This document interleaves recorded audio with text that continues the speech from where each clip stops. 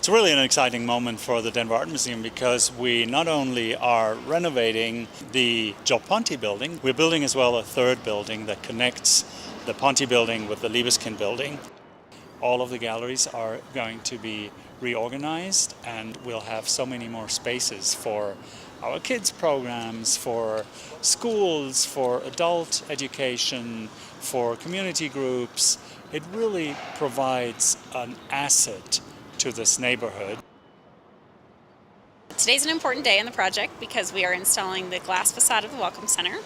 This facade is made up of elliptical, concave, curved glass panels. They've never been used before in this way on a building, and so we've been waiting for this milestone for a while, and we're excited to see it happening. We have a total of 52 glass panels that are being installed, 36 which are 25 foot tall by 8 foot wide.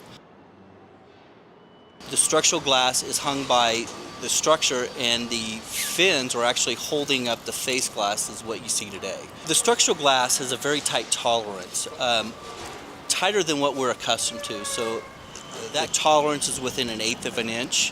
That comes down to understanding the structural properties of the steel, the overhang, and designing the steel to the stiffness that is needed for this glass to be installed.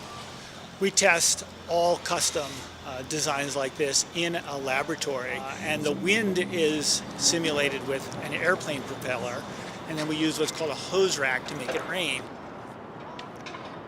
I think that bringing this North renovation online in the Welcome Center is the physical manifestation of how we've grown. And so I'm so excited for people to engage with us in new ways, to define for themselves what it's like to be creative, and to leverage our assets, our spaces, and our programs to do just that.